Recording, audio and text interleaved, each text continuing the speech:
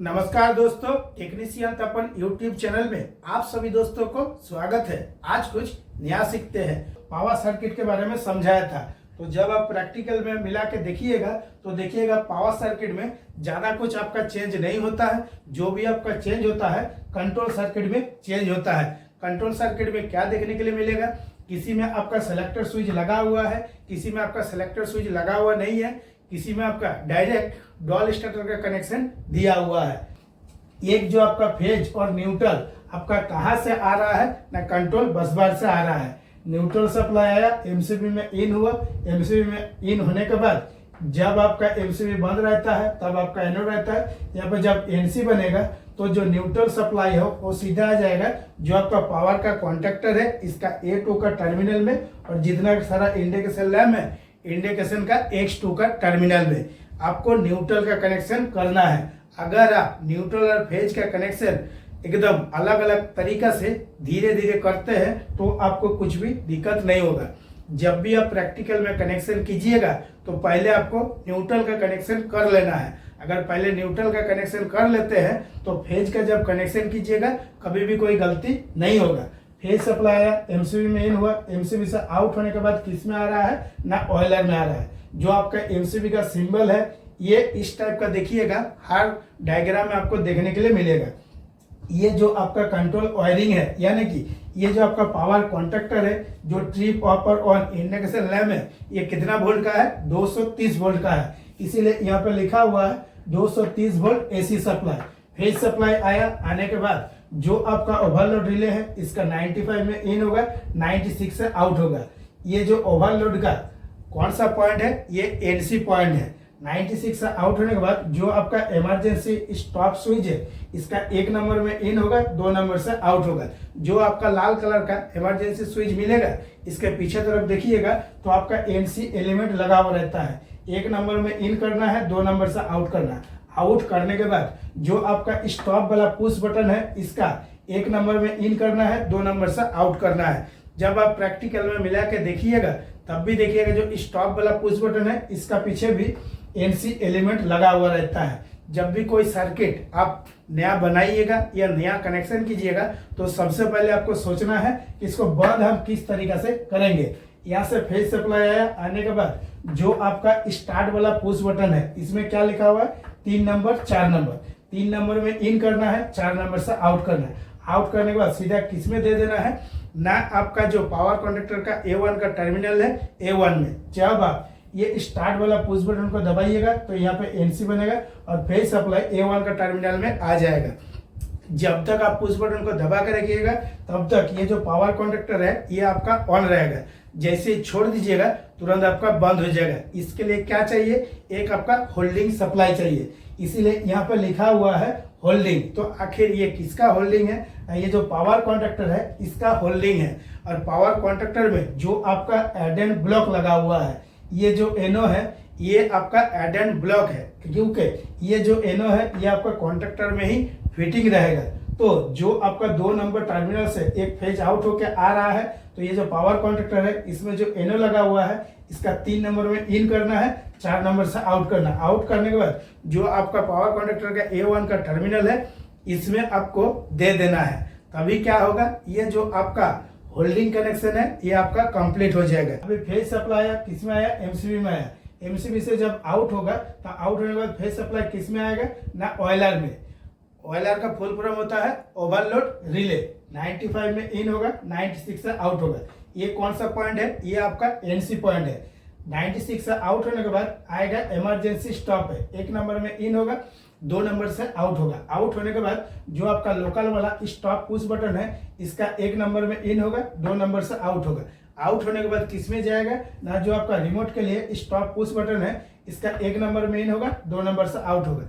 Out होने के बाद किस में जाएगा, सीधे जाएगा जो लोकल और रिमोट का स्टार्ट वाला पुश बटन है इसमें। उससे पहले आपको एक वायर दिखाई दे रहा है कि जो आपका होल्डिंग के लिए दिया हुआ है।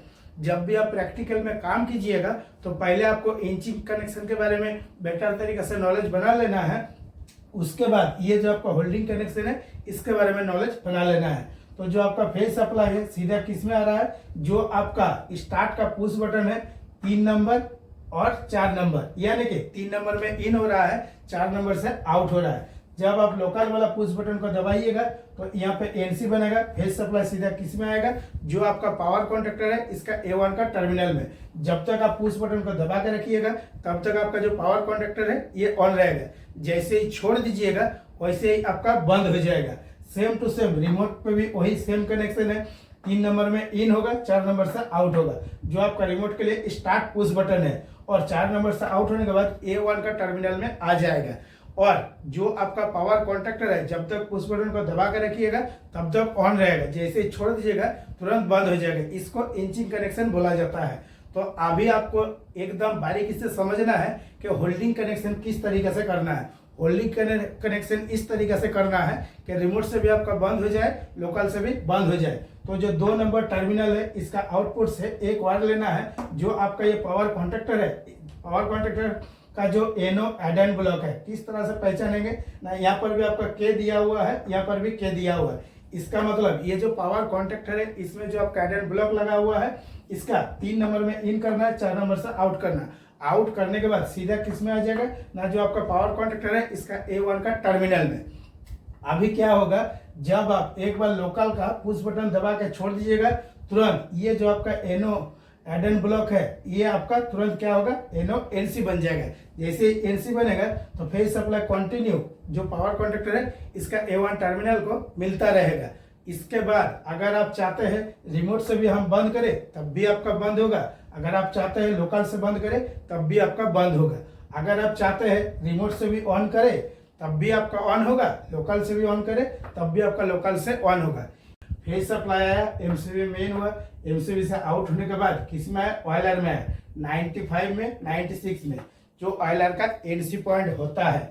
और ऑयलर से आउट होने के बाद जो आपका इमरजेंसी स्टॉप स्विच है इसका 1 नंबर में इन होगा, 2 नंबर से आउट होगा। आउट होने के बाद जो आपका लोकल स्टॉप पे भी, यानी कि ये जो आपका कनेक्शन है ये आपका लोकल से भी चलेगा और रिमोट से भी चलेगा। ज्यादातर देखिएगा हर एमसीसी पैनल में ये चीज आपको देखने के लिए मिलता है। बहुत सा जो एमसीसी और पीसीसी पैनल है लोकल रिमोट दिया हुआ नहीं रहता है, आपको अपने से कनेक्शन कर लेना पड़ता है। तो जो लोकल वाला स्टॉप पुश बटन है इसका 1 नंबर में इन होगा, 2 नंबर से आउट होगा। आउट होने के बाद जो आपका रिमोट का स्टॉप वाला पुश बटन है इसका 1 नंबर में इन होगा, 2 नंबर से आउट होगा। आउट होने के बाद यहाँ से आपको एक वायर दिख रहा है, तो इसको मैं बाद में समझाता हूँ, पहले सेलेक्टर स्विच के बारे में समझा देता हूँ। फेज सप्लाई 2 नंबर से आउट होने के बाद जो आपका सेलेक्टर स्विच है, ये जो आप एसएस देख रहे हैं, एसएस का मतलब होता है सेलेक्टर स्विच, और ये क्या है, ये आपका कॉमन का टर्मिनल है। जब आप सेलेक्टर स्विच को 1 नंबर में कीजिएगा तब होगा लोकल में, 2 नंबर में कीजिएगा तो होगा रिमोट में। बहुत सा जगह में देखिएगा जो एमसीसी पैनल में आपका सेलेक्टर स्विच लगा हुआ है, लोकल और रिमोट लिखा हुआ रहता है, और बहुत सा जगह में आपका बिल्कुल भी लिखा हुआ नहीं रहता है। तो आपको समझना है 1 नंबर मतलब लोकल से चलेगा, 2 नंबर मतलब रिमोट से चलेगा। जब आप 1 नंबर में सेलेक्टर स्विच को किए हैं तो आपका जो फेज सप्लाई है सीधा किस में जा रहा है, 3 नंबर टर्मिनल में।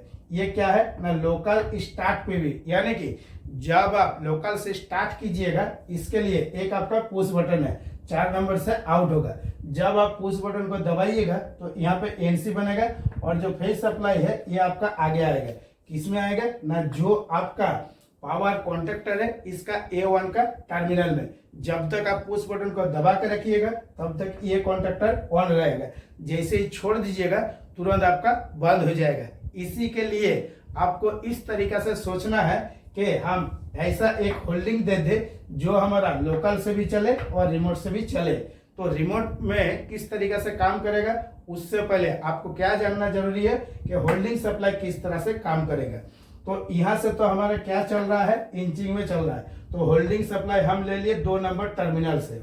यहाँ से किस में आ गया, जो ये पावर कॉन्ट्रैक्टर है K1 में एक आपको एनो लगाना है, यानी कि जो कॉन्ट्रैक्टर है इसमें जो आपका एड एंड ब्लॉक है इसमें एनो का 3 नंबर टर्मिनल में इन करना है, 4 नंबर से आउट करके सीधा आपका चला जाएगा किसमें, जो पावर कॉन्ट्रैक्टर है इसका A1 का टर्मिनल में। अभी जब आप लोकल से पुश बटन को एक बार दबा के छोड़ दीजिएगा तो ये जो पावर कॉन्ट्रैक्टर है हमेशा के लिए ऑन रहेगा। अगर आपको रिमोट से बंद करना है तब भी आप बंद कर सकते हैं, लोकल से बंद करना है तब भी आप बंद कर सकते हैं।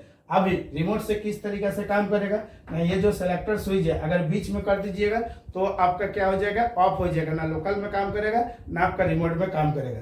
जब आप सेलेक्टर स्विच को 2 नंबर में डालिएगा रिमोट में तो यहाँ से जो फेज सप्लाई आ रहा है 3 नंबर में, और जब आपका रिमोट का जो आपका स्टार्ट पुश बटन है इसको दबाइएगा तो यहाँ पे एनसी बनेगा। एनसी बनते फेज सप्लाई किस में आ जाएगा, A1 का टर्मिनल में। और होल्डिंग सप्लाई के बारे में ऑलरेडी आपको मालूम है।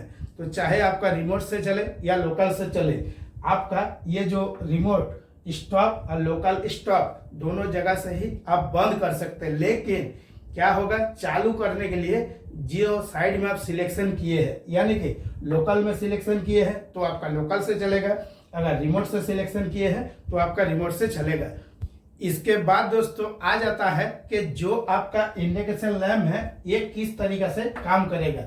यहाँ से आपका डायरेक्ट फेज सप्लाई आ रहा है, इसमें इन हो रहा है 97 98 में। ये क्या है ना, ऑयलर का एनो पॉइंट है। जब आपका ऑयलर ट्रिप होगा तो यहाँ पे एनसी बनेगा और जो ट्रिप वाला इंडिकेशन लैम्प है ये जल जाएगा। उस टाइम यहाँ से जो फेज सप्लाई है X1 टर्मिनल में आ जाएगा। इसके बाद जो आपका ऑफ वाला इंडिकेशन लैम्प है ये किस तरीके से जलेगा ना, जो आपका ये K1 है पावर कॉन्ट्रैक्टर, इसमें एक आपका क्या लगा हुआ है, NC एडेंट ब्लॉक लगा हुआ है।